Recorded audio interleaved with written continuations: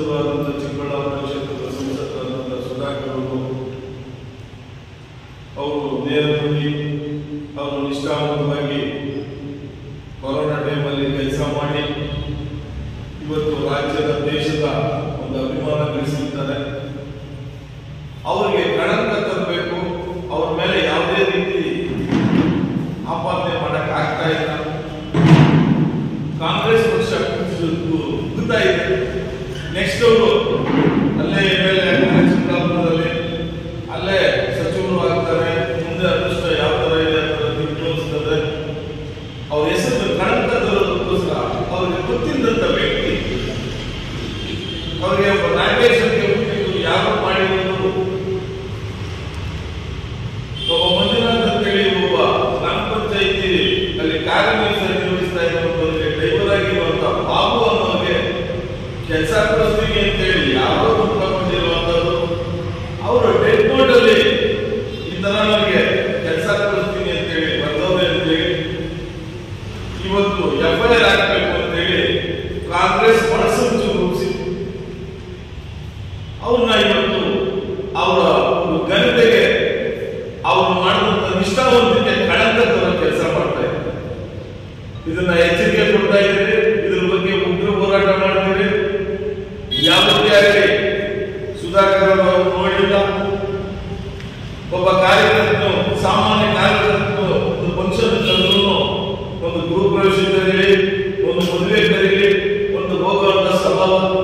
ಅವರು ಚಿಕ್ಕಬಳ್ಳಾಪುರದಲ್ಲಿದ್ದಾಗ ಕೇಳು ಬಡವರ ಮನೆಗೆ ಹೋಗಿ ಅವರು ಬಂದಂತ ಸಂದರ್ಭದಲ್ಲಿ ನಾಗೇಶ್ ಆಗಿರ್ಬೋದು ಅಲ್ಲಿ ಹೋಗಿರುವಂತ ಅವ್ರು ಯಾರು ಗೊತ್ತಿಲ್ಲ. ನಾವು ಕಾರ್ಯಕರ್ತರು ಚಿಂತಾಮಣಿ ಬಂದಾಗ ನಾವೆಲ್ಲಿ ಕರ್ಕೊಂಡು ಹೋದ್ರು ಅಲ್ಲಿ ಬರ್ತಾರೆ.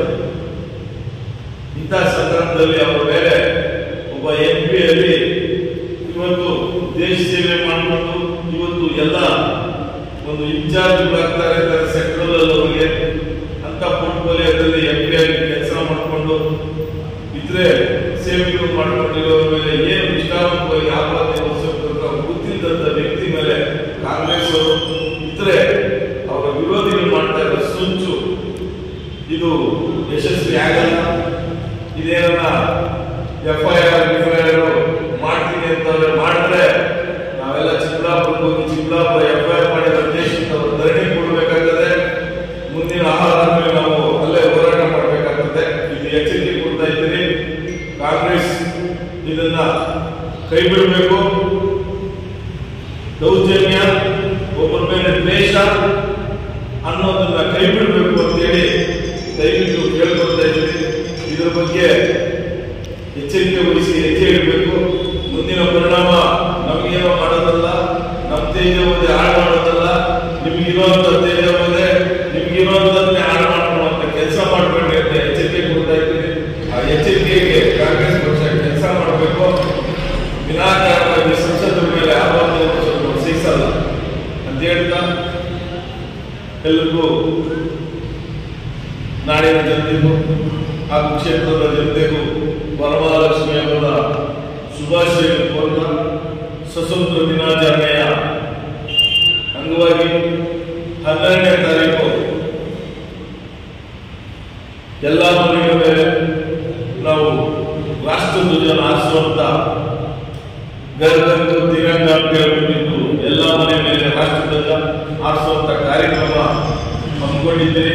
ಈ ಕಾರ್ಯಕ್ರಮದಲ್ಲಿ ಪ್ರತಿ ನಾಗರಿಕರು ಭಾಗವಹಿಸಿ ಪ್ರತಿಯೊಬ್ಬರು ಒಂದು ಬಾವುಟ ತಗೊಂಡು ಅವ್ರ ಮೇಲೆ ಅದನ್ನ ಅವ್ರ ಮನೆ ಮೇಲೆ ಹಾರಿಸಿ ಯಾವುದೇ ಜಾತಿ ಜನಾಂಗ ಭೇದ ಇದ್ದೀರ, ಈ ದೇಶ ನಮ್ದು, ಈ ದೇಶದಲ್ಲಿ ನಾವು ಇದ್ದೀವಿ ಅಂತೇಳಿ ಅದನ್ನ ತಿರಂಗನ ಪ್ರತಿ ಮನೆ ಮೇಲೆ ಹಾರಿಸಬೇಕು ಅಂತ ಆರಿಸಿ ಅದನ್ನ 15ನೇ ತಾರೀಕು ಸಾಯಂಕಾಲ ತಮ್ಮ ರೇಷ್ಮೆ ಸೀರೆಯಲ್ಲಿ ಯಾವ ತರ ಬಟ್ಟೆನ ಕ್ಲೀನ್ ಆಗಿ ನಾವು ಅದನ್ನ ಮಡಚಿರ್ತೀರಿ, ಅದೇ ರೀತಿ ಈ ತಿರಂಗನ ಈ ದೇಶದ ನಮ್ಮ ಬಾವುಟನ ಕ್ಲೀನ್ ಆಗಿ ಜೋಪಾನ ಕಾಪಾಡಬೇಕು ಅಂತೇಳಿ ಜನತೆ ಕೇಳ್ಕೊಂತ ಎಲ್ರಿಗೂ ಆರೋಗ್ಯವಾಗಿ ಐಶ್ವರ್ಯ ಎಲ್ಲ ಸಿಕ್ಕಿ ವರಮಹಾಲಕ್ಷ್ಮಿ ಅನ್ನೋದ ಶುಭಾಶಯಗಳು ತಿಳಿಸುತ್ತಾ ನಾಡಿನ